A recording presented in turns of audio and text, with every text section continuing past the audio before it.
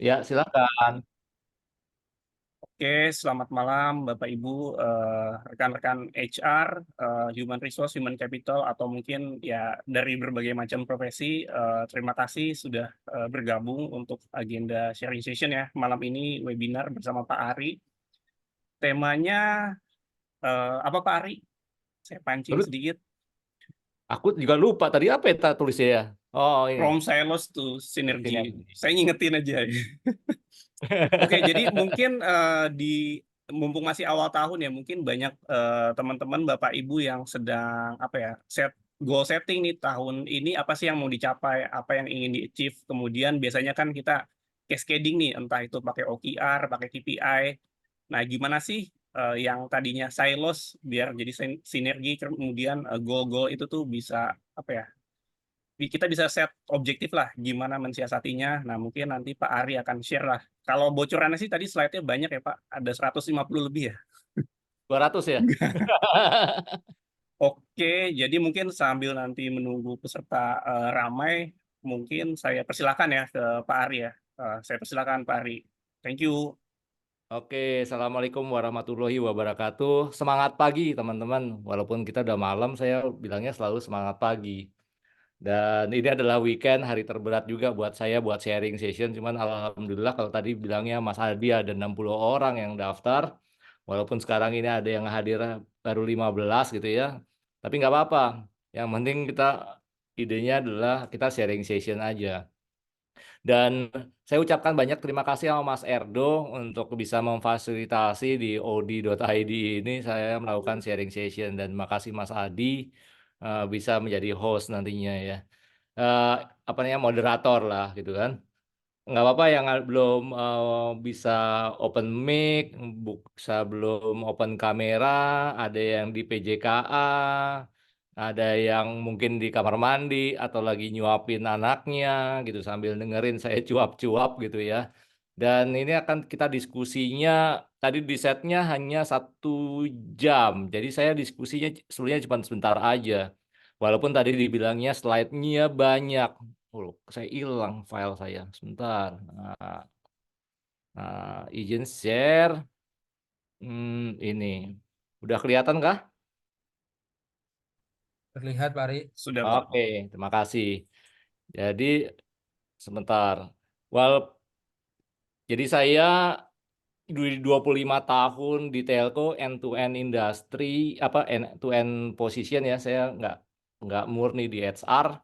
Dan saya sebagai konsultan HR, konsultan IT, konsultan sustainability, dan saya di berbagai macam asosiasi gitu ya, PNSM, HXD, saya juga sekjen tadi habis sekjen International Society of Sustainability Professional yang sekarang lagi rame juga mengenai diskusi tentang sustainability.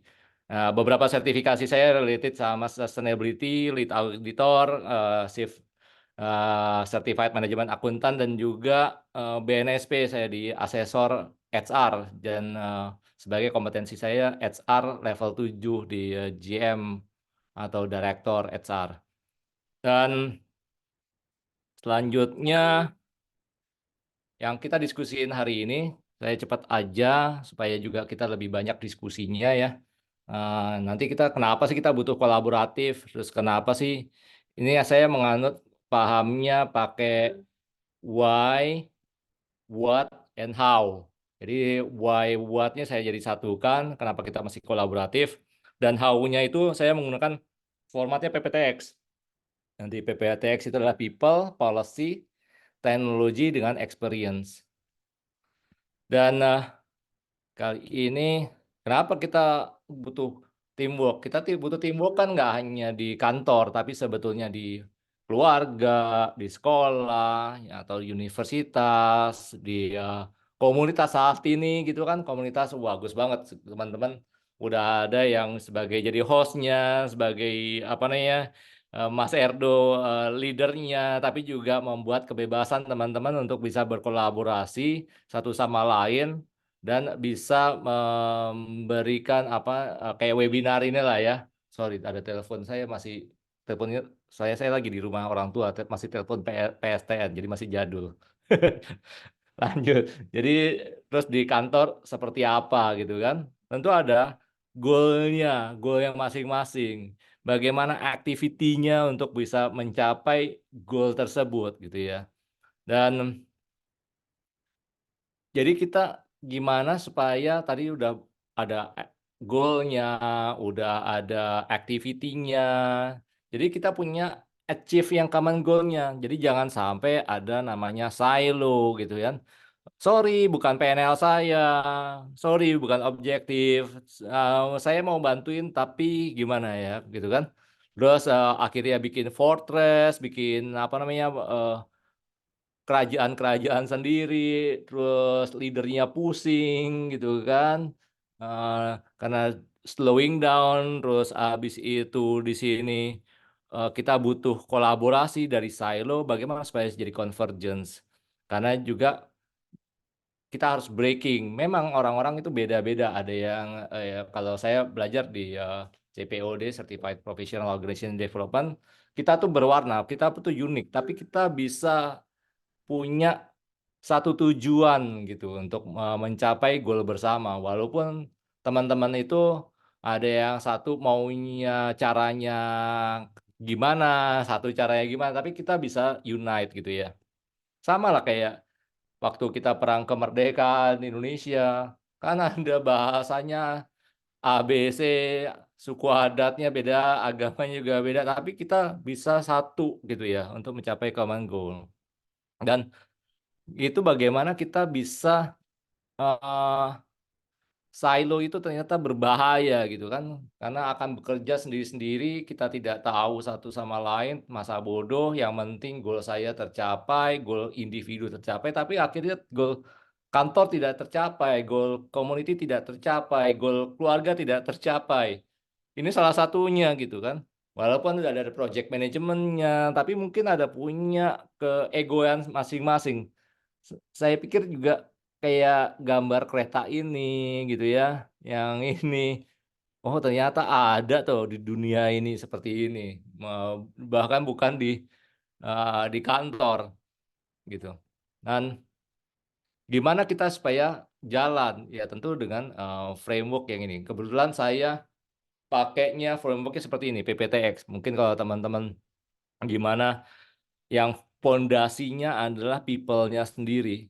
Di people-nya kita pondasi. Jadi jangan sampai kalau misalnya mau bikin KPI begini begitu, tapi kalau people-nya itu tidak align satu sama lain, tidak mempunyai bagaimana melayani satu sama lainnya, atau culture-nya adalah blaming culture, nggak punya psychological safety, tentu nggak akan bisa membuat policy proses yang baik gitu kan. Bagaimana nanti mau ngitung KPI atau menghitung OKR atau mau ngitung apalah modelnya North, True North, whatever ya, nggak akan bisa, pasti berantakan di sini. Dan juga mau pakai teknologi apa? Apakah mau pakai teknologi kertas, mau pakai teknologi yang advance gitu ya, atau XLS, atau nanti ada teknologi-teknologi yang agak advance yang saya bilang nggak akan terjadi kalau people-nya sendiri punya silo mentality gitu. Mereka tidak, itu kan sana, bukan urusan saya gitu. Eh, ada yang urusannya untuk bagaimana caranya kita bisa collaborate. Iya, ada, tapi kita yuk bareng-bareng gimana supaya bisa goal-nya itu bisa tercapai. Dan tentu X-nya adalah experience-nya. Kalau kita employee-nya atau rekan kerja kita tidak bisa punya experience-nya bagus, maka kita nggak bisa membantu satu sama lainnya. Jadi servicing. Pasti banyak dalam culture di teman-teman, di perusahaan teman-teman ada servicing. Dan sebetulnya nih slide saya waktu kemarin ngurusin ESG ya, Environmental Social Governance. Tapi ya saya gabungin sih. Yang ini bisa related sama environmental dengan teknologi itu ternyata bisa membantu environment gitu ya. Dengan S ini juga ada sosialnya gitu kan. Terus G ini governance adalah di sisi policy-nya. Eh, Nah, HR memang bukan hanya HR gitu. Bagaimana HR supaya outside in? Bagaimana bisa mendrive result gitu kan, berguna bagi stakeholder, berguna bagi karyawan lainnya. Jadi kalau banyak sih pada zaman dulu banyak kan modelnya admin ya, personal dia, hanya rekrut, hanya ngurusin orang-orang yang bermasalah gitu. Tapi gimana kita bisa ke sini? Pada waktu nanti saya ceritakan bagaimana pengalaman saya di perusahaan sebelumnya di telco. Pada waktu itu kita adalah startup, tapi dengan berapa? 20 orang, 5 kota, akhirnya pada 7 tahun, 8 tahun kemudian menjadi 800 orang di 135 kota dan hanya 9 kota yang ada office-nya. Yang lainnya keleleran di jalan di mana-mana. Oke. Jadi kita harus bisa bikin evolution HR menjadi human capability, bukan human capital gitu ya, bukan human HC, tapi capability. Jadi capability buat orang-orang buat bisa ngedrive lagi gitu kan. Kebetulan kemarin saya ikutan HR Summit, HR Director Summit gitu kan, Pak Satyo itu udah ceritakan mengenai bagaimana human capability ke depannya mungkin kita nggak perlu orang 20 orang, tapi ternyata dengan 10 orang aja karena capability-nya di-extend, dia bisa mengerjakan ini itu lebih banyak sehingga juga benefit-nya buat dia juga gitu. Ya jangan sampai burnout juga gitu kan.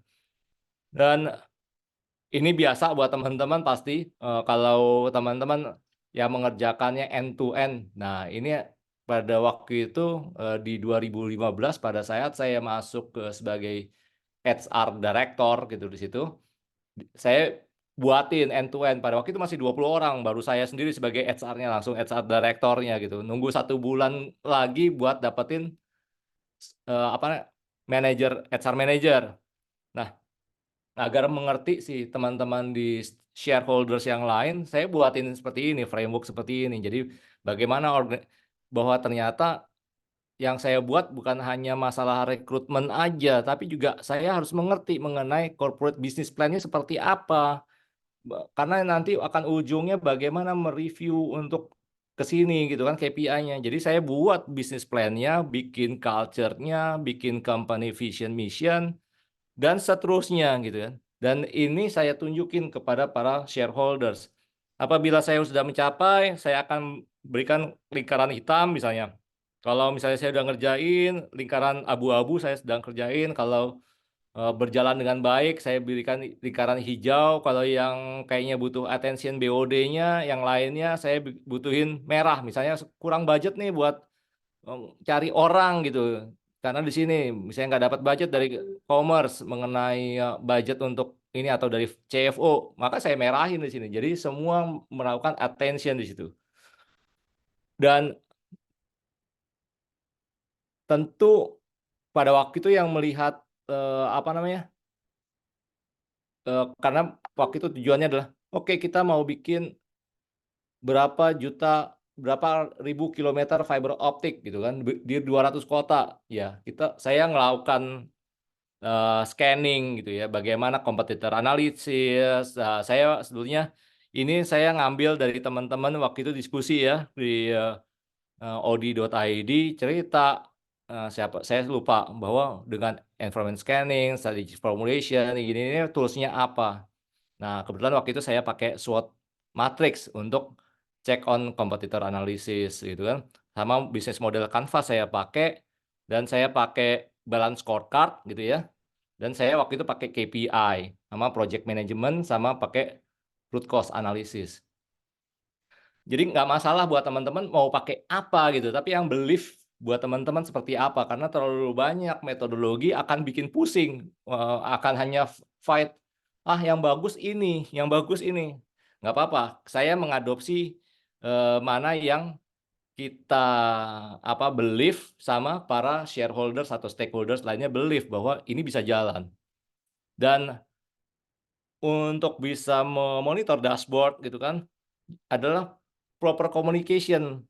Yang penting adalah proper communication. Jadi performance management tuh hanyalah sebetulnya proper communication. Jadi waktu itu kita ngedefine, oke, bagaimana vision mission, saya lakukan business model canvas, saya lakukan budget scorecard, setup policy SOP KPI. Kalau dulu orang ada fight tentang OKR dan apa, ya saya set dulu seperti ini. Terus saya set corporate KPI, sama baru direktorat KPI. Baru saya lakukan cascade down gitu kan, bagaimana weighting-nya untuk leveling. pick inisiatif yang match ke objektif superior KPI. Jadi nggak akan melakukan KPI masing-masing gitu kan, tapi ada match ke atasnya. Dan terus tentu juga harus ada alignment ke others. Jadi tidak hanya ke atas ke direktornya, tapi juga across direktorat. Jadi semua harus transparan gitu kan. Baru lakukan develop inisiatif semacam kayak OKR kalau yang punya individu di situnya. Jadi kita udah punya semacam kalau orang bilang true north-nya mau kemana nih? True north-nya saya pakai EBITDA gitu kan. Itu is okay gitu. Tapi ntar saya tunjukin ada sampel yang saya juga pick up dari internet ya. Terus bagaimana yang penting adalah monitor dari project manajemennya bagaimana. Terus bikin digital dashboard supaya juga bukan tidak data-data itu tidak dimain-mainkan gitu kan. Supaya single dashboard supaya kayak kalau kita ngelihat gajah itu kalau kita sepakat dari depan ya dari depan, kalau dari samping ya dari samping. Karena kalau ada yang ngelihatnya dari depan, ada satu lihat dari samping, ada yang dari belakang, maka akan ceritanya akan beda-beda dan itu akan membuat diskusi yang tidak penting sebetulnya. Setelah itu baru kita bikinnya predictive analytic. Nah, kalau udah kita lihat, kita lihat ada bagaimana root cause analitiknya. Kalau misalnya kok ada menyimpang, bagaimana ntar kita lakukan improvement. Semua ini harus punya proper komunikasi satu sama lain.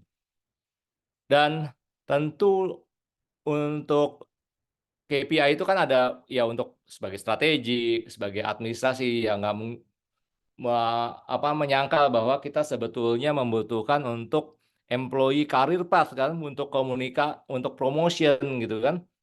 Terus kita selain tentu untuk bonusnya kan, terus juga untuk development gitu kan, KPI OKR ini kan juga bukan hanya untuk menunjukkan saya udah mencapai berapa atau nanti bonus, tapi juga development. Oh ternyata dia butuh ini gitu kan. Terus bagaimana organization tetap bisa jalan gitu.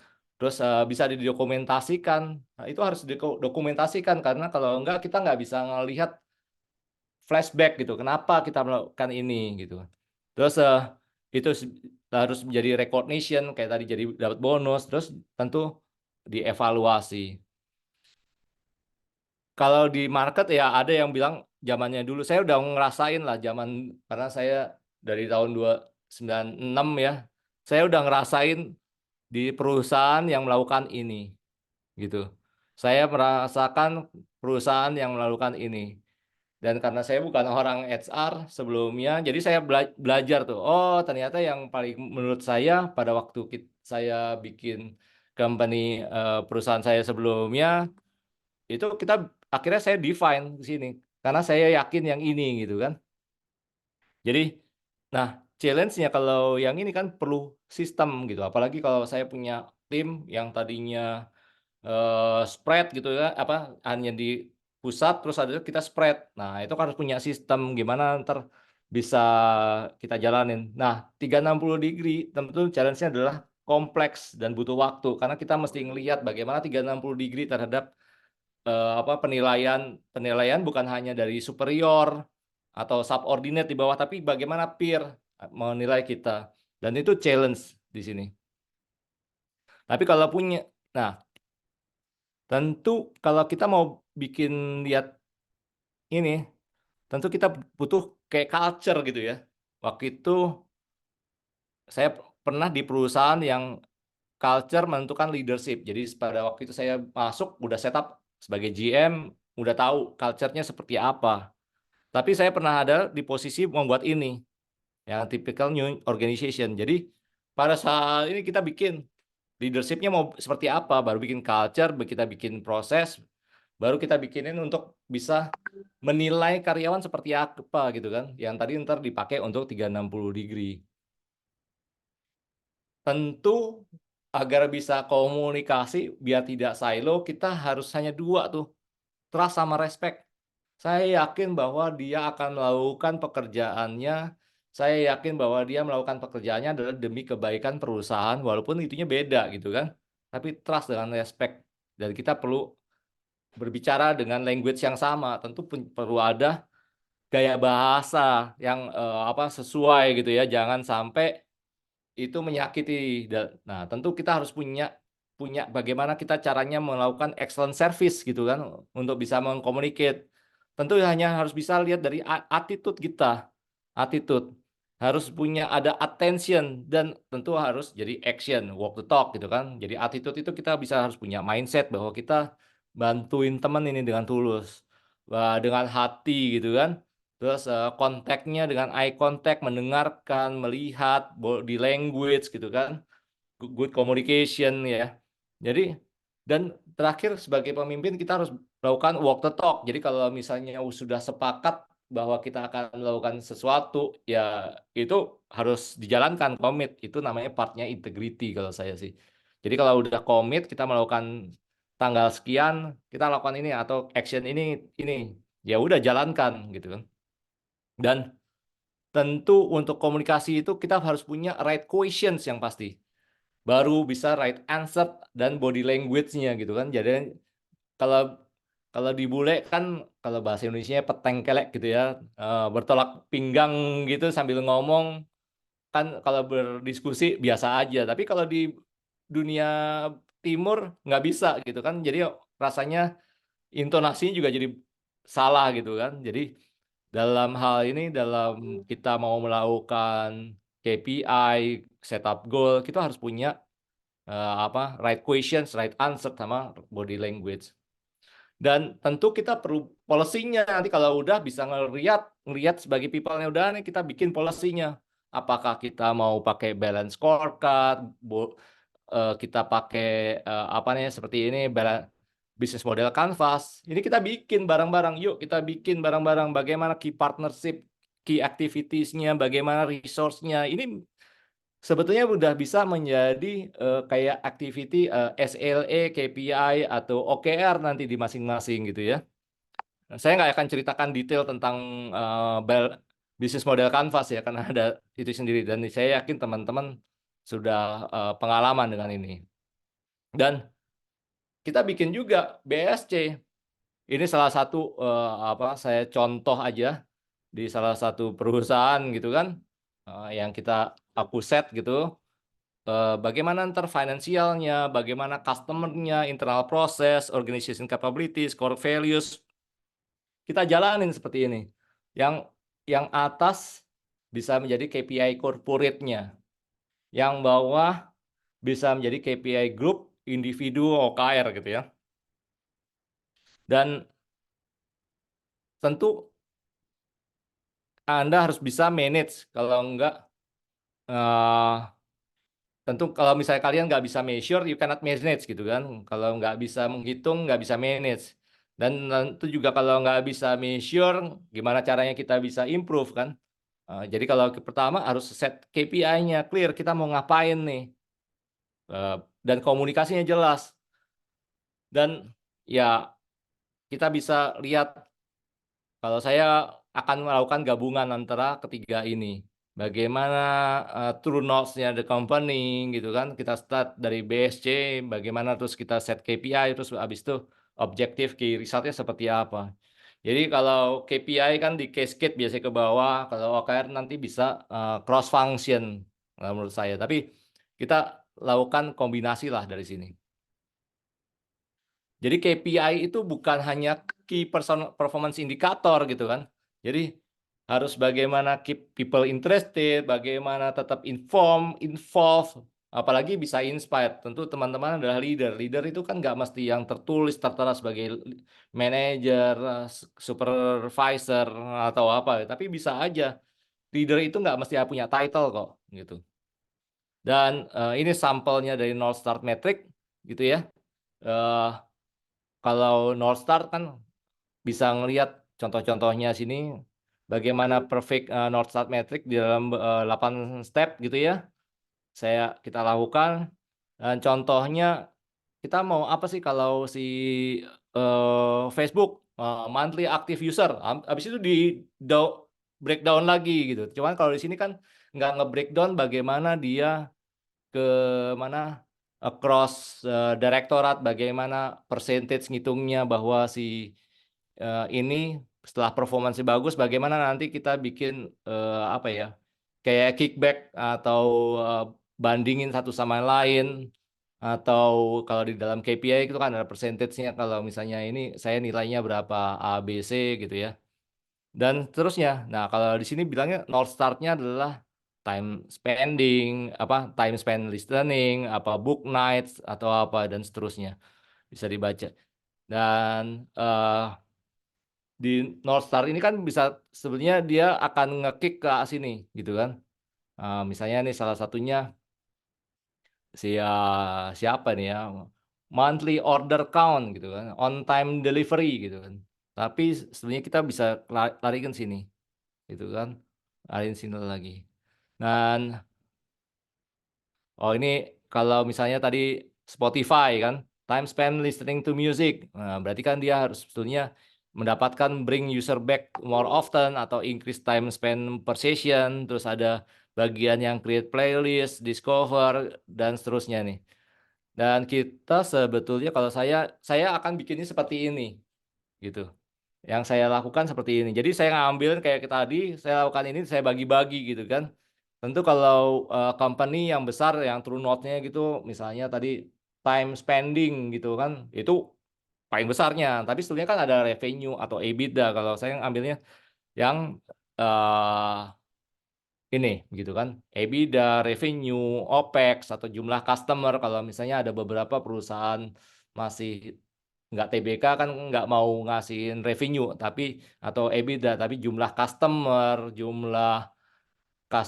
yang reduce churn misalnya gitu kan, karena itu bisa dikorelasikan ke sini sebetulnya. Nah, karena saya pernah di perusahaan yang TBK sama perusahaan non TBK gitu. Jadi challenge pada waktu non TBK keluarin revenue ya berdebatan. Tapi akhirnya 2 tahun tadinya nggak pakai revenue, tapi akhirnya bisa tunjukin revenue gitu kan. Dan kita bagi percentage. Dan itu bagi ada grupnya lagi, bagaimana individunya. Kalau dari sini kan di cascade ya. Nah, ini bagaimana supporting-nya gitu. Dan untuk 360 degree biasanya saya bikinin, dan ini jumlah KPI-nya nggak banyak-banyak gitu kan. Mungkin dari 4 ini sebetulnya activity-nya banyak gitu. Nah, itu bisa jadiin, rata-rata misalnya. Pokoknya tujuannya adalah satu, misalnya tadi, bagaimana increase time untuk mendengar musik gitu kan. Dan ini saya bikin supporting timnya siapa, di-list. Kalau misalnya masih manual, misalnya untuk masih Excel, kalau saya kan belum ada teknologinya, nggak apa-apa, tulis aja dulu nama-namanya siapa, nanti HR yang memilih secara random, siapa yang akan support KPI kepada si A, atau dia butuh dari siapa gitu. Jadi kita random, biasanya kalau orang-orang ini ada ewoh-pakewuh kan, "Ah, kamu nilai aku berapa? A." "Ya udah kamu tak nilai A juga deh." Nah, nggak bisa. Jadi yang mencari siapa ininya adalah si HR, atau kalau belum ada sistem ya. Biasanya kita waktu itu pakai HR, karena kita juga start-nya tuh tanpa sistem gitu, baru terakhir pakai sistem udah bisa lakukan secara otomatis. Dan bagaimana KPI untuk align mestinya harus, smart ya, ada spesifik, measurable, attainable, relevan, time based, dan juga harus fast dan clear. Jadi nggak hanya smart, tapi juga harus fast dan clear, gitu ya. Dan tentu kan perlu ada prioritisasi gitu ya. Inisiatif kita banyak Mas, gini-gini, mana yang mau ini? Banyaklah metode-metode menggunakan apakah pickle jar theory, Parkinson law, Moscow method for this, time management, atau Eisenhower matrix, atau pokoknya kalau kita believe sih, believe jalanin aja dulu checklist, kasih mana yang mudah dan sebetulnya impactful, itu duluin gitu. Sulit, impactful, aduh susah banget, yang paling lama sih udah nggak impactful, gampang, wah itu entar aja deh gitu kan. Tapi mudah dan impactful yang kita cari gitu kan. Dan ini sampel SLA ya, kalau customer journey, saya ada customer journey biasanya pakai learn, buy, use, monetization. Ini waktu saya di telco. Jadi gimana caranya? Semua punya KPI-KPI-nya ini, gitu kan, atau SLA-nya. berupa ini bisa dibaca sama teman-teman, ntar kita bisa diskusi. Kemudian kalau kalau buat teman-teman yang ada ESG kita lagi jalanin environment social governance seperti apa, activitiesnya dulu seperti apa ini di society, environment, governance ya. Saya balik karena ini duluin ke people-nya dulu, baru ke environment, baru ke governance. Jadi people, planet, profit gitu kan. Jadi kita bisa lihat, karena saya lihat ada beberapa teman-teman yang bikin sustainability report yang setelah tahunan, tapi hanya memberikan apa ya, kayak report, oh activity aku sudah menanam mangrove, 1 juta mangrove. Oke, tapi kan bagaimana ntar lihat, kalau buat saya sih pinginnya berapa persen employee involvement dalam CSR gitu kan, number of man days dan lain sebagainya gitu kan. Kita bisa set di sini, baru buat carbon equivalent saya lewatin, bagaimana kita set KPI sustainability saya lewatin dulu, oke. Tergantung organisasinya kita mau seperti apa nih. Kalau saya dalam hal ini saya memilih case-nya yang Amazon ini adalah seperti ini. Jadi cascading KPI-nya bagaimana nanti di increase revenue, EBITDA, efficient OpEx, bagaimana kita cascade ke bawah ini ke BOD, misalnya ada 4 BOD, terus bagaimana ke N-1, biasanya VP atau GM, terus bagaimana N-2 dan seterusnya. Ini kan di cascade down, dan bagaimana ini supporting up gitu kan. Siapa yang align yang mengerjakan ini, yang di BOD sini, atau sampai VP, atau GM ya. Itu biasanya kalau saya setup pakai corporate strategy, ada tim aja namanya PMO. Jadi dia yang align, yang satu, yang koordinasi sama CEO, terus ngeset ini. Dan satu sama lainnya dia yang ngedefine. Tentu dengan masukan para direktur dan GM-nya masing-masing gitu kan, atau VP-nya masing-masing. Dia yang align. Setelah itu silakan para VP atau para GM ke bawah silakan gitu ya. Cuman juga sebetulnya kita bisa lakukan seperti ini gitu kan. Nah, kan udah rumit nih kalau bisa sudah tahu ini, tapi ini mau impact ke sini, ini mau impact ke sini, dari sini bagaimana impact ke sini, atau dari sini cross function gitu kan, bahwa sebetulnya yang ini butuh ke sini atau sini butuh yang ini gitu. Dan itu kan juga kita perlu semacam kayak OKR ya, untuk bisa align satu sama yang lain, bisa impact satu sama lain. Jadi biasanya tulisannya itu adalah bagaimana in order to meet atau fulfill my superior atau peer objective goal of apa, then I atau my team will increase, improve, reduce by percentage gitu kan. Kalau yang di atas ini biasanya lebih manager sama leader. Tapi yang di bawah biasanya ini yang staff atau individual lah ya. Complete, produce, activity, action, at, launch, time, atau date gitu. Jadi kalau yang percentage itu yang leader di atasnya. Dan tentu strukturnya ya kita harus tahu dulu why-nya di atas, bagaimana nanti bisa what, terus how-nya seperti apa, dan ini turun ke bawah gini. Sama seperti yang sebelumnya, bahwa yang di sini adalah yang membuat adalah eksekutif tim gitu kan, kayak corporate planning atau PMO, corporate strategy. Dan yang untuk di bawah ini di-set oleh VP, GM gitu ya, group head, dev head gitu. Di-refine oleh teman-teman, bisa diskusiin. Yang penting adalah transparan. Terus bagaimana nanti ini individu gitu kan.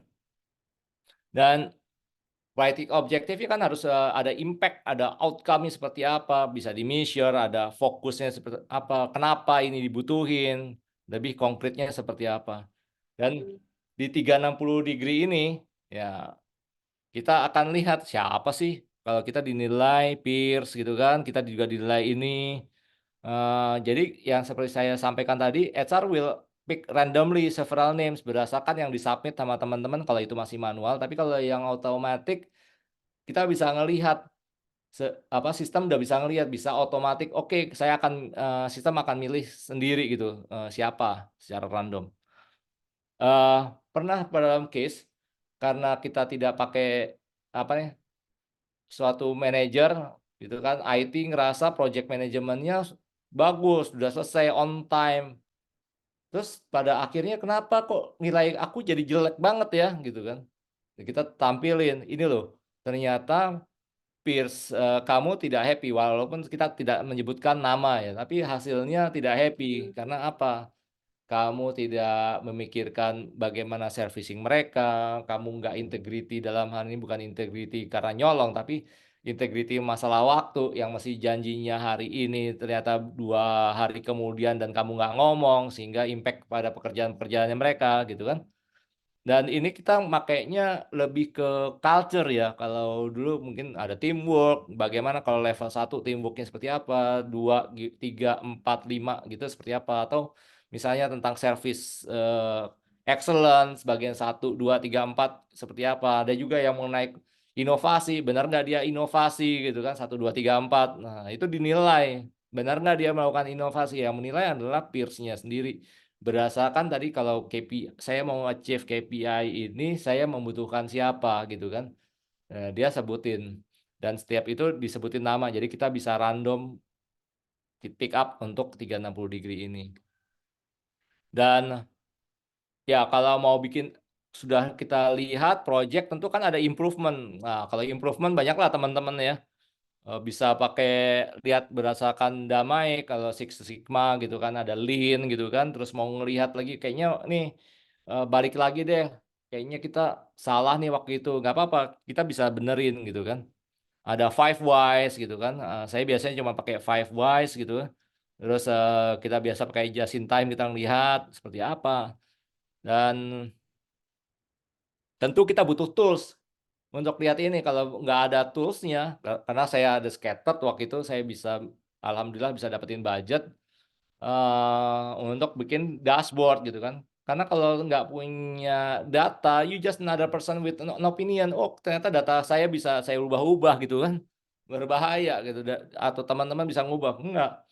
Jadi kita harus, punya data yang integrity, yang bisa dilihat dari satu, sehingga udah tidak banyak cincong lagi gitu kan. Jadi bisa lihat, apa nih, fokus gitu kan, lihat framework-nya seperti apa. Dan saya buatin seperti ini, jadi harus holistik. Semua ada data-data kita simpan semua, kita punya big data waktu itu, dan itu dikumpulin jadi satu, sehingga ditampilin di dashboard gitu kan. Jadi kalau sampai kita bisa bikin prediktif analitik untuk kalau ternyata KPI kamu kalau kamu begini terus, ini banyak churn-nya nih, banyak, network mati nih. Nah, itu kita, tampilin sehingga dia bisa langsung action untuk, lakukan improvement gitu. Jadi nggak nunggu lama lagi. Dan kalau di HR kan paling banyak kerjaannya administratif, prosedur, baru consultation, planning, strategi pendek banget. Bagaimana kita pakai data, pakai teknologi agar bisa memudahkan tugas-tugas kita. Ke ya kolaborasinya pakai apa? Kalau saya waktu itu pakai, kolaborasinya pakai Microsoft Teams, eee, ketimbang WA, tapi banyak teman-teman masih pakai WA. Challenge ya kita lakukan pada saat onboarding karena bisa lakukan seperti ini ya, teman-teman bisa baca, kemudian, saya bikin requirement-nya apa aja, action-nya, application ini pakai apa aja buat kolaborasi gitu ya.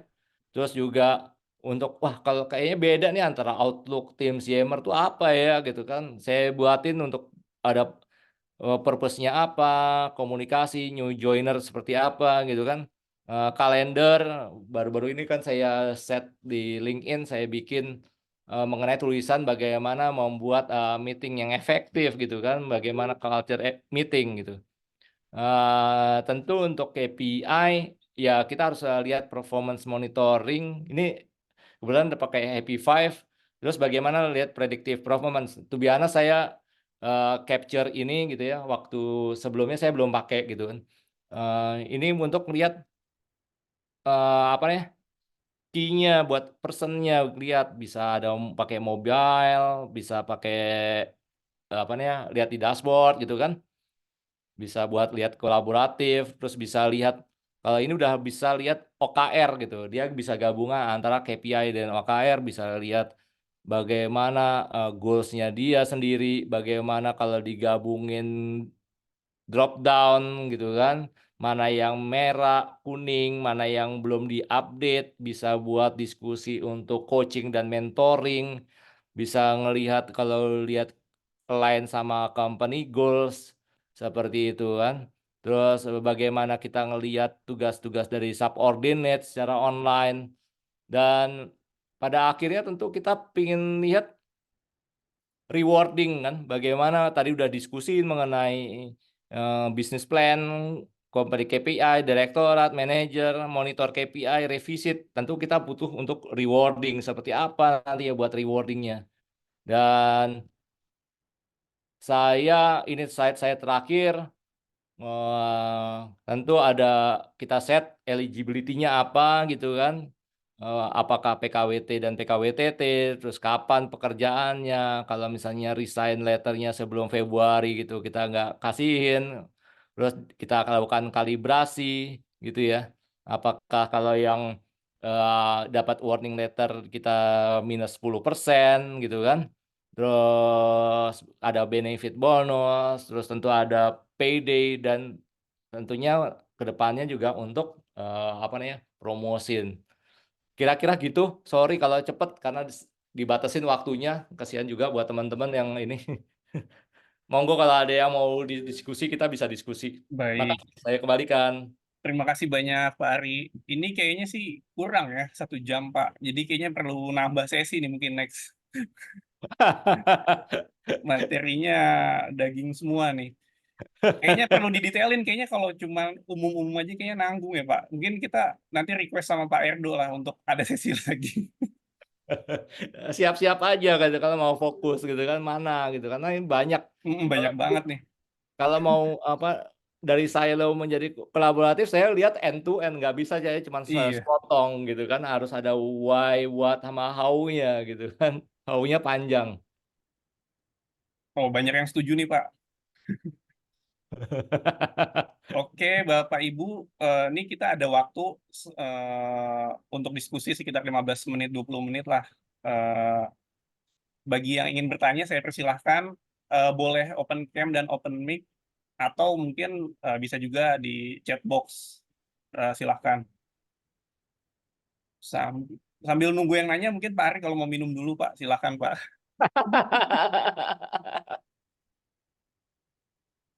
Kayaknya Saya ada yang sambil nanya tuh Mbak Emilia tuh. saya sambil baca. Eh, Bener nggak sih Mbak Emilia yang nggak Ya tahu? Pak, malam Pak Ari. Ya, Sorry, saya nggak bisa oh, open cam. langsung aja, langsung. Thank Ajar Mbak, you. deh. langsung aja, Ya, Mbak. thank you nih sharingnya Pak Ari. Thank you, thank you. Saya kan tadi melihat beberapa tools untuk manajemen kinerja ya Pak. Ada Nah, balance scorecard, ada OKR, ada apa lagi tuh Pak. Menurut pengalaman KPI. Pak KPI ya kan, menurut pengalaman Pak Ari ada nggak bagaimana sih secara efektivitasnya, kapan kita memang secara organisasi ready untuk balance scorecard, kapan OKR, kapan KPI. Kalau paling simpel yang tadi tuh Pak ya, Yang yang mana tuh, yang KPI as a common goal ya, slide itu ya. Nah itu. nah, Nah, menurut Pak Ari gimana tuh Pak? Secara organisasi memang kalau pakai balance scorecard tuh kayaknya banyak itu KPI yang diukur, sehingga kadang-kadang karyawan tuh merasa kayak ngumpulin paperwork nih, terlalu administrasi, terlalu banyak.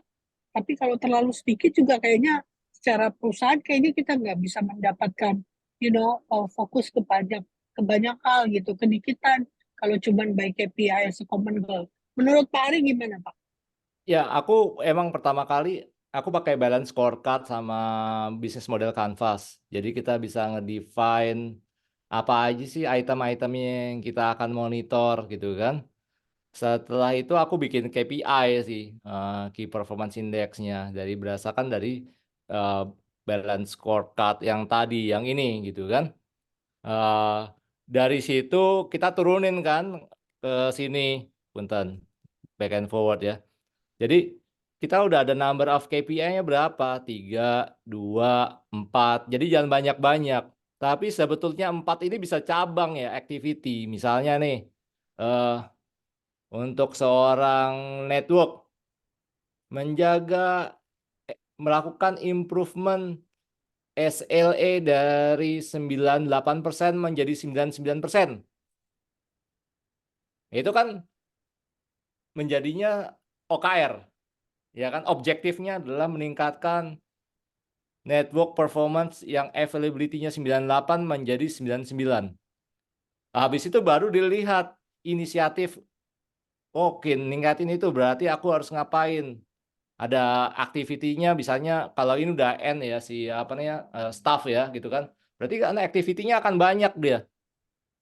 Activity-nya, oke, aku akan tweaking network, aku akan lihat ternyata harus beli software baru, aku harus beli upgrade hardware baru gitu misalnya.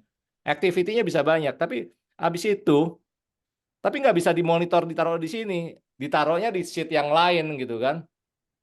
Nah, di sheet yang lain kalau nggak pakai sistem, ya akan challenge banget. Tapi nggak apa-apa, kita tulis aja dulu di situ. Habis itu misalnya untuk 360 degree, oke, karena untuk dari 98 menjadi 99, aku harus beli software.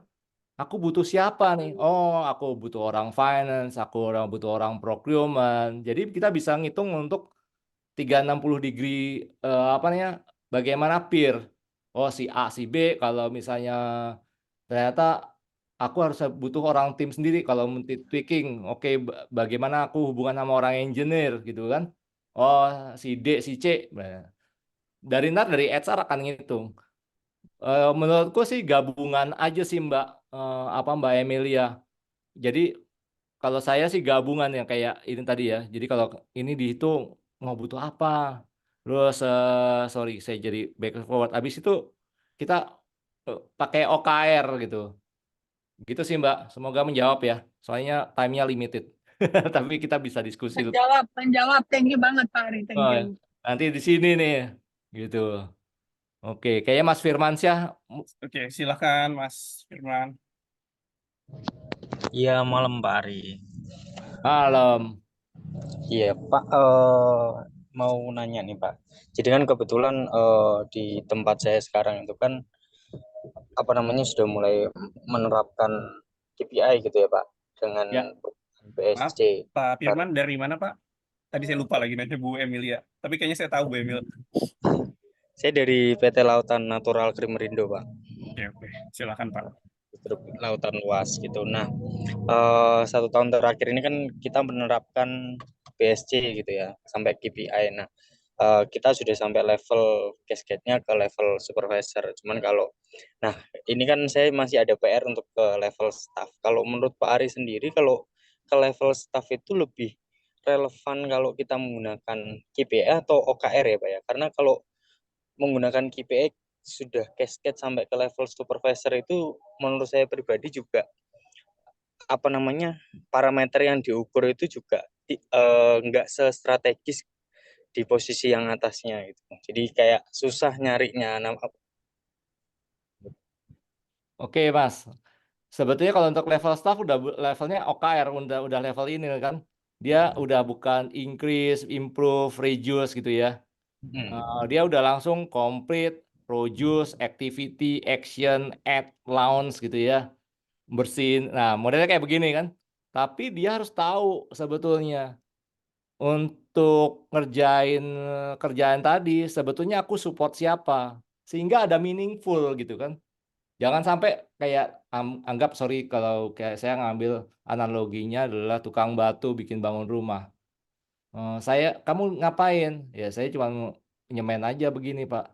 Tapi kalau misalnya dia dikasih tahu bahwa dia akan objektifnya untuk apa, dia akan bekerjanya lebih baik gitu kan dari beberapa penelitian. oh saya akan membangun rumah untuk sebuah keluarga kecil sehingga nanti teman-teman ada anaknya bisa bermain dan ada safety. Jadi dia punya meaning daripada cuman kalau ke staff cuman kasihin kamu ngepel ya, kamu nyapu ya, tapi ngapain? Nggak tahu gitu buat apa gitu.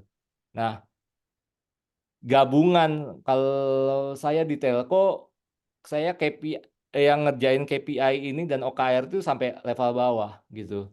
Dia tahu berapa revenue di atasnya, berapa goalnya, kayak si apa namanya, kalau NASA pekerjaan ngepel ngapa saya gini supaya orang bisa nyaman bekerja dan bisa menerbangkan pesawat ulang-alik ke bulan, lebih keren kan? Jadi tetap ini ya Pak ya, apa namanya, combine ya KPI sama OKR itu lebih lebih apa Ya di namanya, lebih. combine. Oh, Saya oke. sih nggak pakai OKR murni gitu ya. Hmm. Saya nggak pakai KPI murni karena kalau KPI murni saya nggak bisa cross function seperti ini. Oh, oke oke Pak. By the way, lautan luas juga udah TBK kan ya? Sudah, sudah. Nah, kalau TBK udah kelihatan lah, bisa kelihatan. Oh, ternyata saya harus mencapai revenue sekian. Tapi kan dia oke. Tapi ada berapa yang mana tadi ya? Gambar ini. Kalau dia level staff kan revenue-nya cuma 10% atau 5%. Tapi yang gede adalah di activity-nya, di individualnya kan. Hmm. Gitu, Iya, iya. Mas. Oke, Pak. Dan Thank you. si staff juga harus diajarin bagaimana membuat KPI dan OKR. Jadi kalau saya memang senangnya gabungan lah di antara tiga ini. Gitu, Mas Firman. Sorry-nya cepet. Kayak dikejar kereta ya. Iya, siap-siap, Pak. Thank you, Pak. Ya, sama-sama. Thank you Pak Firman. Oke, ada lagi ini belum ada lagi nih Pak. Cuman nih waktu registrasi ada banyak pertanyaan sebenarnya Pak.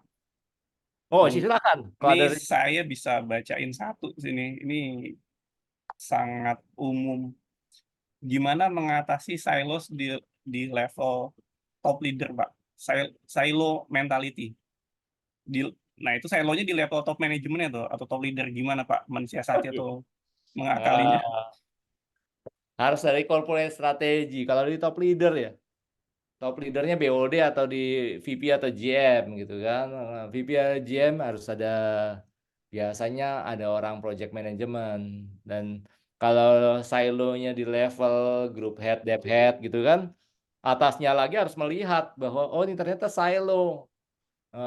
Jadi misalnya grup apa VP apa GM manager gitu yang silo di situ. VP-nya yang harus lihat, dua VP masing-masing itu harus bisa ngelihat. Kalau misalnya tiga GM satu VP dia harus bisa lihat. Tapi kalau misalnya tiga GM ada dua VP, tinggal VP-VP-nya aja ngomong gitu kan. Eh, yang repot kalau misalnya silonya di top misalnya sampai di BOD dan si CEO-nya nggak ngapa-ngapain. Udah tahu silo, tidak mempertemukan duanya itu. Setuju, setuju Pak Ari. Nah, itu mah masalah leadership, masalah di Dari CEO-nya. atas ya, Iya, harus dari atas yang merubah ya. ya. Apalagi dia misalnya mengizinkan, misalnya yang satu kayaknya ngomongnya fisik, psychological safety-nya nggak ada, dia bikin environment-nya seperti itu. Jadi blaming blaming organization gitu kan. Wah, gini-gini terus ya, direktur apa CEO-nya diam aja. Ya sudah kan. Eh, atau membiarkan salah satu habit bahwa dia bisa ngerubah-ngerubah data gitu kan, yang kita biasanya pusing orang-orang IT gitu kan, oh kok ini bisa nggak mau pakai data sendiri ya, itu kan dia silo gitu kan. Saya nggak percaya sama data ini loh, kamu ngambil data dari mana kalau bukan data dari IT. Nah kalau itu dia didiamin ya, saya si apa CEO-nya yang punya isu gitu, gitu kira-kira kayaknya. feelingnya Mbak Emilia ini banget tuh, semangat banget tuh. Betul, benar ya. Jadi kayaknya culture ya tuh termasuk silo mentality itu bisa di break ya dengan cara leadership itu harus set the tone. Yang set the tone dari awal tuh siapa ya? Wah, Karena beberapa organisasi tuh paling seneng ngomong culture-nya berubah, culture-nya berubah. Lah, culture tuh yang buat tuh siapa? Kumpulan orang-orang yang ada di organisasi, terus yang mau mulai siapa? Ya dari top management lah. iya, seperti yang ini ya. Jadi culture di sini setupnya. Ntar kalau udah setup, culture yang mendefine leadership. Tapi untuk Yes. pertama memang leadership yang mendefine culture untuk perusahaan-perusahaan yang startup. Tapi bisa aja kalau perusahaan sudah established, eh, leadership bisa merubah culture. Apa yang pernah terjadi? Pernah nonton ini nggak film Boeing, The Downfall of Boeing? Coba kalau yang masih ada di Netflix ya. Kenapa waktu itu Boeing banyak kecelakaan, masalah MCAS. Itu kan masalah culture. Waktu itu apa namanya? Ada merger and acquisition antara Boeing dan McDonnell Douglas ya, setahu saya. Habis itu yang culture-nya Boeing-nya, CEO-nya bukan dari orang Boeing, tapi di orang yang kita merger. Nah, masalah safety yang lihat karena wah satu lagi Airbus sahamnya meroket terus, wah paksa gitu kan. Akhirnya kan ketahuan masalah MCAS gitu. Jadi karena terlalu strong jadinya bukan culture create leadership tapi leadership yang create culture gitu. Itu bisa terjadi pada saat perusahaan lagi merger and acquisition. Semoga nggak kejadian di teman-teman. Lanjut. Oke, lanjut. Kalau masih ada yang ingin bertanya, boleh nih open mic dan open cam atau chat di kolom komentar nanti saya bacain. Nah ini Pak. Atau mau langsung Karim Hoir, saya bacain deh sedikit. Pak, Nostar Metric ini cenderung mengutamakan satu target ambisius. Oh, open. Silakan Pak, kalau mau langsung. Kayak Mas Idur tuh yang lagi open. Apa salah pencet Mas Idur? Oke, saya lanjut bacain dari Pak Karim Hoir ya. Mbak, Nostar Mbak. Metric. Oh, Mbak ya, maaf. Cenderung mengutamakan satu target ambisius, bagaimana perusahaan mengintegrasikan metrik lain untuk mendapatkan pemahaman yang lebih menyeluruh tentang tujuannya, mengingat pentingnya aspek-aspek kualitatif seperti kepuasan pelanggan, kualitas budaya perusahaan yang sangat krusial bagi kelangsungan organisasi. Bagaimana ini dapat diperhitungkan? Oh, pertanyaan susah tuh. Jadi gimana meng-align-kan Pak, North Star kan ambisius, tapi integrasikan dengan aspek-aspek lain, kualitatif, kepuasan customer, culture. Nah, menarik nih Pak, silahkan. Mari. Oke. Ya bisa aja sih gabungannya. Kita mau apa? Terus untuk mencapai tadi mana ya kalau yang North Star ya. Ini nih. Gini. Kita mau time spend listening ke musiknya ditinggiin gitu kan. Mau di nomor jadi dari berapa increase 50%. Nah, untuk 50% itu kan bisa jadi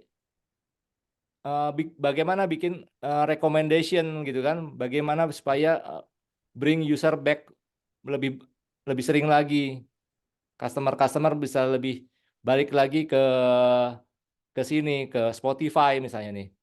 Dari situ kan nggak hanya meng-create new artist aja gitu, tapi juga bisa ngelihat kepuasan pelanggan seperti apa. Ini part of recommendation gitu kan. Atau kepuasan employee gitu. Kalau misalnya di belief bahwa itu bisa ke sini. Dan tapi adalah bagaimana teman-teman bisa komunikasi gitu kan. Satu sama lain ya. Kalau wah ternyata nggak penting gitu. Kalau misalnya tadi kita mau apa Heisen apa ya hover matrix gitu kan. 2 by 2 misalnya beliefnya begitu. Eh, ya utamakan itu bisa masuk ke sini kok gitu. Semoga bisa di ini ya, Dan ini bisa kita balikin lagi ke KPI model yang ini tadi. Mana sih? Masukin sini gitu. Jadi kita bisa ngitung gajinya berapa sih dia bisa naik bonusnya gitu kan. Semoga yang jawab Mbak Ima. Saya monggo Mbak Ima kalau mau open cam sama mau open mic. Pak Ari mau tanya Pak Ari, kalau di sini tadi kita lihat kan North Star Matrix ini memang satu target ambisius ya Pak ya. Mungkin kalau dihubungkan sama Eisenhower Matrix itu tentunya adalah yang important dan urgent begitu ya Pak. Tapi Iya. bagaimana kita melihat aspek lain nih, contohnya yang terkait dengan bagaimana kita eh, sebagai company itu harus sustain dari segi organisasi, well-being employee dan lain-lain. Misalnya nih kalau di Eisenhower Matrix, apakah itu posisinya sama seperti North Star Matrix-nya yang which is important dan urgent, atau itu bisa masuk ke target yang less urgent but important, atau bagaimana Pak? Oke, kalau Eisenhower itu kan rated-nya sama mana tadi ya saya? Oh bukan di depan. Sorry. Itu kan hanya untuk bikin priority ya. Mana yang kita mau ngerjain kan? Mm-mm. Eh, gitu ya. Jadi bisa aja nih misalnya. Jadi bisa mana yang kita mau kerjain. Karena nanti tinggal kalau oke benar adalah bunch of list kita yang ini nih related impact atau enggak gitu kan. Penting impact atau enggak, seberapa besar impactnya. Kalau enggak ya kita less priority. Nah itu kita bisa masukin ke dalam KPI kita gitu kan. Atau misalnya oh ternyata dari orang HR nih. Kalau kita bikin engagement survei itu bisa impact ke yang sales. Nah kalau misalnya kita bisa punya tools kayak yang saya sebutin tools terakhir tuh ada HP5, kita bisa correlate gitu langsung dengan sistem gitu untuk bahwa dan agreed oke dengan ini bisa impact-nya bisa ke beberapa direktorat bukan cuman ke satu orang aja atau satu divisi aja atau satu direktorat aja gitu kira-kira sih Mbak. Jadi mungkin koreksi apa ya kalau misal Silakan. saya simpulkan terkait dengan North Star Matrix-nya itu pasti akan menjadi priority utama, tetapi priority lain itu conditional ya Pak ya. Heeh, Oke, makasih Pak gitu. Ari. Ya. Jadi yang mana yang di belief aja sih sama teman-teman. Kalau saya senang yang pakai gado-gado gabungan. Gitu. Oke, thank you Pak Ari. Ini masih aman sih kayaknya kita masih bisa discuss. Ada lagi yang ingin ditanya atau sambil nunggu mungkin boleh kita ambil dokumentasi dulu. Bapak Ibu yang bisa open cam boleh minta tolong open cam. Saya mau izin untuk dokumentasikan biar kelihatan wajah-wajahnya mana yang masih di jalan atau udah di rumah. Ada yang masih kayak masih Mas Idur tuh lagi di kereta, salah pencet dia. Itu masternya OKR tuh, dia punya license OKR tuh. Oke, yuk saya tunggu yang masih bisa open cam, kita dokumentasi. Nanti minta Pak Erdo untuk di tag di LinkedIn atau ya Pak. Oke. Ya, saya izin screenshot. Oke. Yang paling pusing kan ntar pas lagi kalibrasi ya. Rame lagi tuh kalibrasi. Bagi-bagi bonus. Mau swing kanan atau mau swing kiri atau itu normal. Kayaknya Mas Ega ketawa-ketawa tuh. I feel you Mas. Oke, ini masih ada pertanyaan lagi. Kalau nggak ada, saya ada pertanyaan nih, Pak. Memancing aja sih. Sometimes Pak, kan kita kalau cascading lah, alignment itu kan nggak hanya vertikal ya, nggak hanya dari atas ke bawah. Kadang kita ke Ya. samping, ya ada entah itu OKR atau KPI, sharing KPI lah. Ya. Nah, sometimes silosnya tuh di situ. Sometimes ini tuh bukan partnya kami, ini bukan bagiannya kami. Jadi ketika kita mau sharing KPI, ada salah satu KPI yang itu bukan prioritasnya departemen tertentu. Contohnya gimana ya? Misal kita mau oke lah project culture gitu atau kompetensi. Ya, Bagi HR kita mau bikin matriks kompetensi, apalagi yang teknikal ya, itu kan kita butuh subject matter expert dari fungsi-fungsi lain. Tapi sometimes walaupun kita bebankan KPI ya di learning and growth lah kalau pakai BSC, ya. sometimes itu kan bukan prioritasnya mereka kan. Jadi pasti ada silos ketika ya lintas departemen. Nah itu gimana tuh Pak mensiasati? Kayaknya itu common banget di company yang teman-teman hadapi sih. Kalau ke bawah aman, tapi kalau ke samping nih, lintas fungsi, lintas divisi, lintas departemen, kayaknya pasti ada lah silo-silo. Gimana tuh Pak kalau dari Pak Ari pengalamannya? Ya, satu ya perlu ada pendekatan-pendekatan yang baik ya, dua komunikasi-komunikasi gitu kan. Terus berikutnya, kalau kita HR nggak bisa bikin kamus kompetensi, apa yang terjadi? Satu, kita nggak bisa bikin promotion, ya kan? Bikin training. Kita balikin, lo nggak bikin kamus kompetensi barengan, so what happen? Your team will not be promoted loh, karena kita nggak tahu kamus kompetensinya mau seperti apa. Mau dari level 2 ke level 3 emang berdasarkan kerjaannya bagus kan enggak, berdasarkan kompetensi bahwa dia bisa ya sekali sekali selain apa SKA ya, skill, kompetensi, attitude gitu kan. Ya. Tapi kita juga sebagai HR juga jangan pada waktu kepada usernya jangan blank gitu kan. Tidak mempunyai bahan, misalnya kita kepada orang engineer, misalnya ke engineer bagian fiber optik. Terus kita bawa ke sana bisa apa, Pak? Enggak, kita harus ngedefine dulu. Gimana cara ngedefine-nya? Kan kalau nggak salah di SKKNI ya, kalau kita lihat Depnaker gitu kan ada level-levelnya. Kita ambil dulu standarnya, ada draftnya lah di kita punya. Baru si usernya akan melakukan penambahan atau koreksi. Jadi jangan sampai ke usernya suruh dikasihin kertas kosong, habis itu dia bingung. Nah, itu udah pasti nggak dikerjain sama usernya. Jadi saya selalu bilang kalau sama teman tim saya, coba kalau ke user, jangan kamu punya kertas kosongan, nggak apa-apa, kamu salah nggak apa-apa, gitu kan.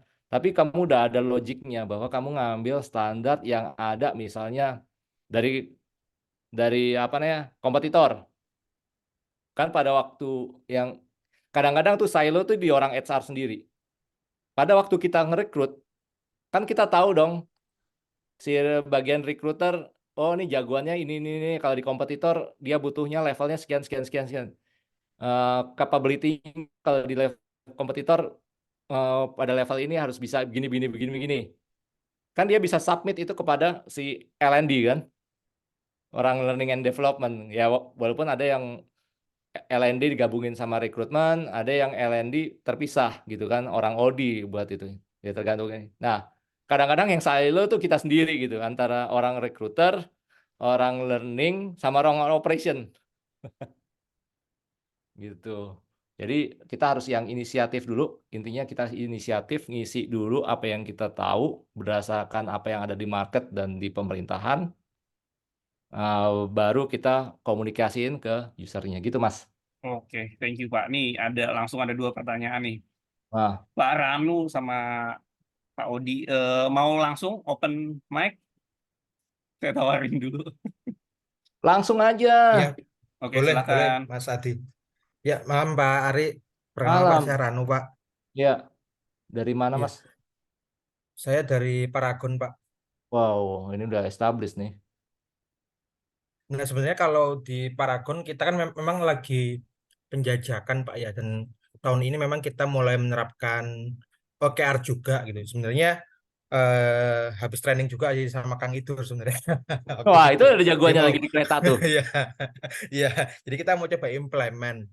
Nah, untuk cascading-nya lagi on proses, Pak. Cuman yang kami bayangkan adalah mungkin kan ini bisa jadi satu agenda besar baru di korporat kami yang otomatis juga akan merubah culture juga gitu. Nah, yang saya bayangkan challenge terdekat itu adalah sebenarnya gimana memaintain semangat supaya orang-orang di berbagai level yang menjalankan ini selalu menjalankan yang sudah disepakati gitu, Pak.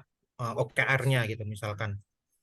apakah ada agenda-agenda khusus? Karena kalau sebelum-sebelumnya kami itu mungkin ya hanya mid-year review atau end-year feedback kayak gitu. Yang untuk memastikan kalau nggak ngerjain itu ya kalian nggak dapat review gitu kan. Otomatis mereka berusaha untuk ngerjain gitu. Tapi apakah ada agenda-agenda lain yang sifatnya lebih daily atau bahkan lebih rutin sehingga lebih intens aja gitu Pak, memaintain semangatnya. Mungkin Ya. ada pengalaman dari Pak Ari gitu Pak. Terima kasih. Kalau kita udah punya OKR sih sebetulnya lebih baik ada sistemnya ya. Jadi kalau project management ya kan. Jadi kalau kita nggak punya sistem ya berarti kita punyanya kayak ada seorang project management yang menghitung merah, kuning, hijau atau hitam gitu kan.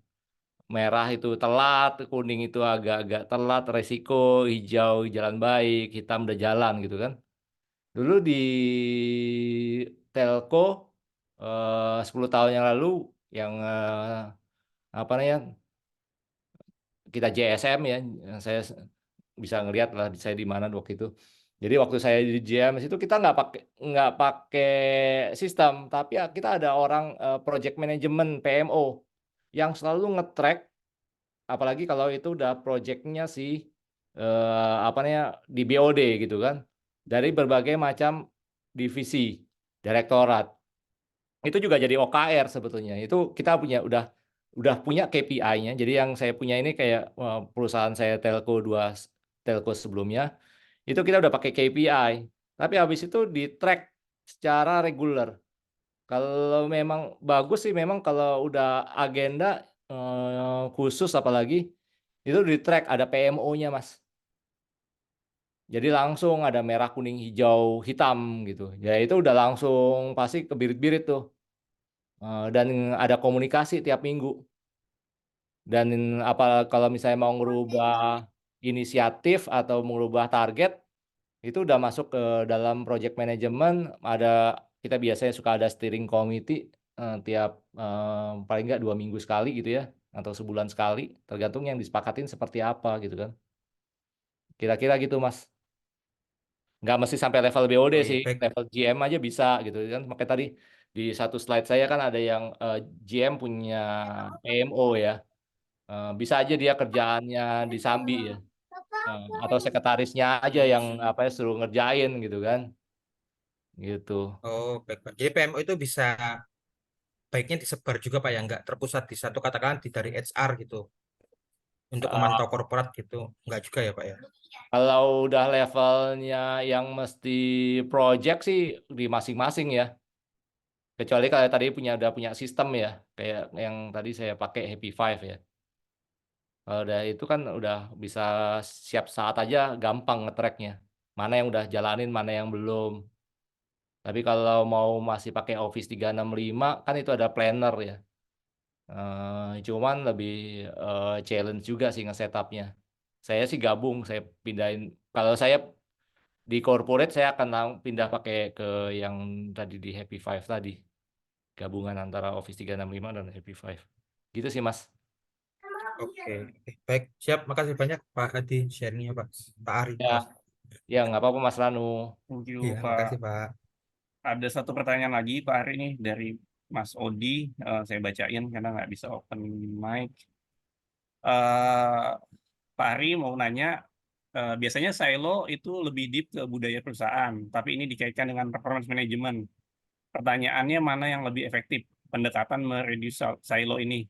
Apakah memperbaiki budaya perusahaan atau dengan performance management? Ya, either itu KPI, OKR, atau yang lain. Itu Pak. Ya sebetulnya sih kalau saya akan melakukan pendekatannya dengan performance management sih. Jadi kalau yang silo itu. Jadi kalau kita coba bilang, ayo dong ngobrol gitu kan, tapi kan nggak ada hasilnya, nggak terlalu impact gitu kan buat dia, tetap aja akan silo. Tapi kalau ada impactnya ke dia gitu kan, karena ternyata tadi ada KPI dan OKR gitu kan, mau nggak mau ya dia harus ngomong. Tapi kalau nggak mau ngomong juga gitu kan, ya si bosnya lah, atasnya lagi yang lihat, nih aku punya inisiatif ini kok nggak dikerjain sama bawahku ya, atau nggak dikerjain sama direktorat apa tim yang lain ya. Kenapa gitu kan? Oh dia nggak ngerjain. Ya akhirnya harus ngobrol sih yang di atas. Yang di atas harus turun. Kita ngelihat leadershipnya seperti apa gitu kan.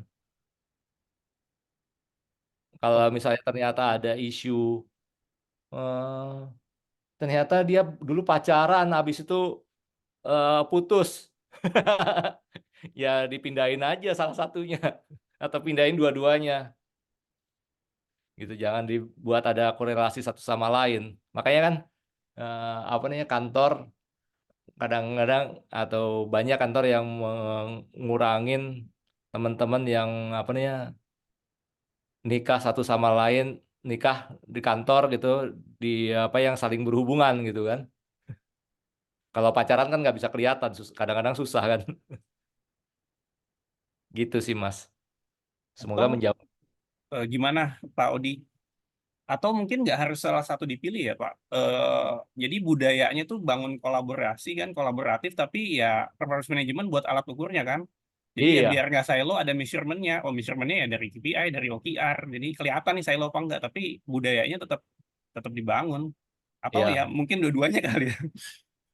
Memang harus jalan dua-duanya, tapi yang lagi dijalanin apa? Hmm, Kan kalau budaya ya oke, jangan silo. Itu kan bisa dimasukin di dalam apa?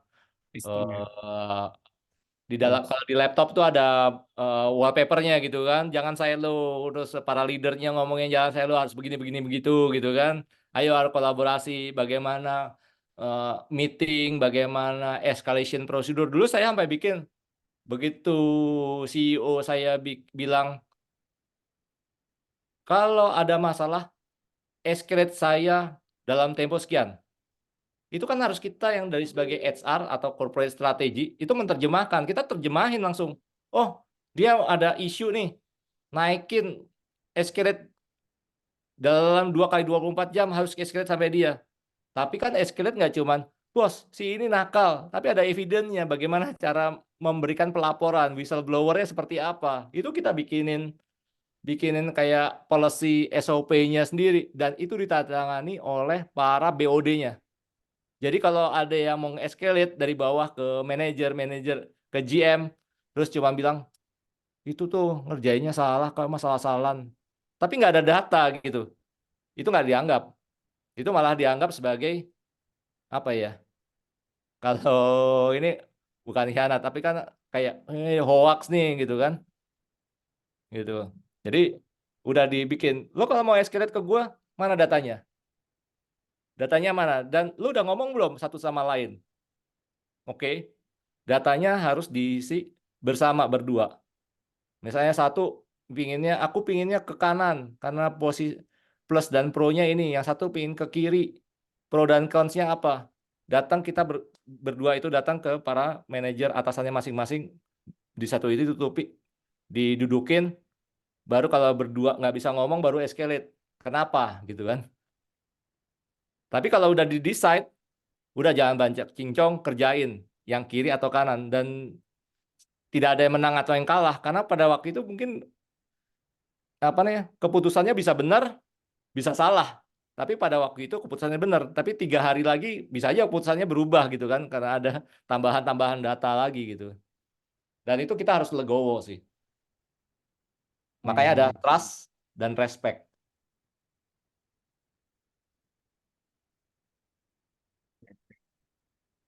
Gimana Mas Odi?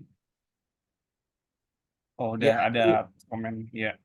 budaya-budaya perusahaan itu dimasukin, tadi saya masukin tuh antara performance management yang KPI yang OKR yang untuk bisnis metric ya. Jadi kalau saya punya ada 2 bisnis metric sama culture metric.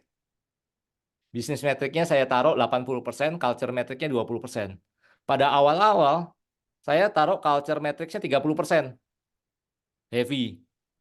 Tapi berikutnya itu juga harus kesepakatan, bukan orang HR sendiri yang menentukan, tapi kesepakatan dengan para leader yang lainnya, terutama BOD. Kita sepakat ya Pak, kita kali ini bisnis metriknya 70%, terus 30% karena udah kebangun, maka yang untuk culture metriknya kita taruh 20%. Yang 80% untuk boost up supaya orang lebih produktif lagi gitu. Gitu kira-kira Mas Odi. Semoga Iya, tadi ini ada di Terima chat kasih Pak. Pak Ari. Oh, itu udah bisa komen. Ya, mohon maaf menjawab. berisik nih. Oke. Mungkin kita kasih kesempatan terakhir ya Pak nih 21.25, 21.30 lah ya. Kita tutup. Mungkin bagi yang ingin bertanya, mungkin kalau masih ada, silahkan. Atau mau kasih komen, Pak, kalau di saya kayak begini, penasaran apa Ya sharing pengalamannya, ya. gitu kan, bukan Silakan. dari saya aja gitu. Mm-mm. Saya juga pengen belajar dari teman-teman.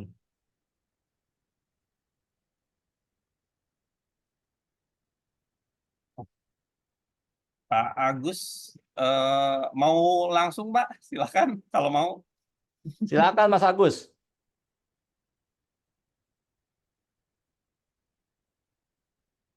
Saya bacain dulu mungkin kalau belum bisa open mic. Bagaimana Pak, misal berbeda culture senioritas, gimana menangani hal tersebut?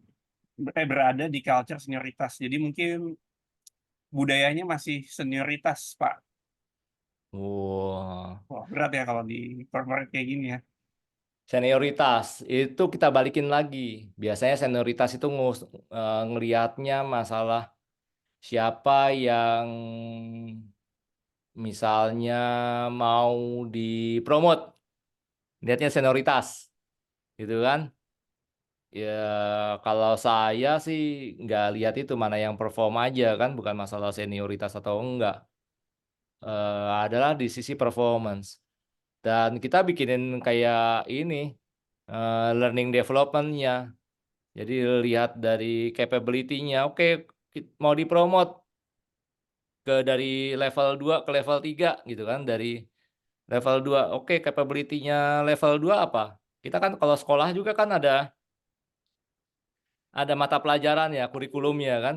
Untuk bisa kelas 2 mungkin udah integral. Terus kelas 3 udah lebih advance lagi, misalnya related sama apa namanya, abstract math gitu kan. Mungkin dia di kelas 2, tapi abis itu saya nggak bisa-bisa nih, integral aja belum lulus, masa harus bisa naik kelas 3 gitu kan. Ada yang jago, kayak kita kan ada yang anak-anak sekolah yang muda-muda tahu-tahu udah jadi mahasiswa aja gitu kan. Kan udah nggak lihat senioritas lagi.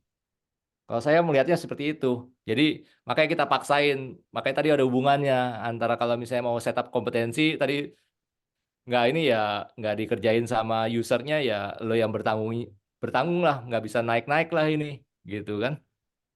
Nggak dapat training lah. Kalau yang lain dapat training ya nggak, tim lo nggak bikin setup kompetensi gitu kan. Gitu Mas. Oke. Semoga Di mana Pak Agus? Atau mungkin ini kali ya, kalau mau ditambahin spesifiknya mungkin senioritasnya di hal apa gitu Pak Agus? Oh, udah cukup. Oke, terima kasih. oke. Masih ada waktu 21.28. Saya coba cek di yang registrasi ada pertanyaan juga. Mungkin sambil nunggu. Atau Pak Ari yang mau nanya? Dan ternyata seru Kuis ya. ya? Iya nih. KPI, soalnya kemarin kan pembahasannya KPI, OKR gitu. Iya, Aku rangkum aja, coba rangkum gitu kan. iya di grup kan KPI atau OKR ya. Ternyata ya lihat situasi dan kondisi ya.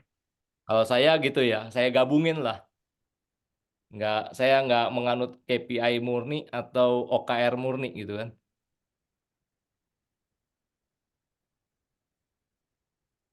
Oke, masih ada lagi yang mau bertanya?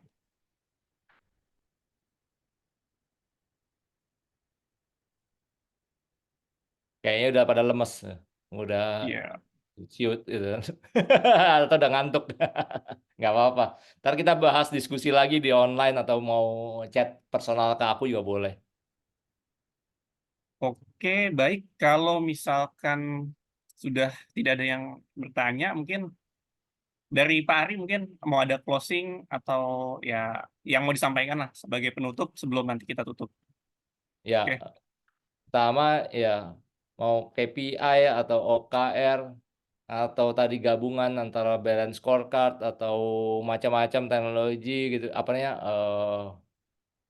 framework, itu silahkan teman-teman mau yang seperti apa. Saya cuma ceritakan pengalaman saya. Kalau saya senangnya gado-gado.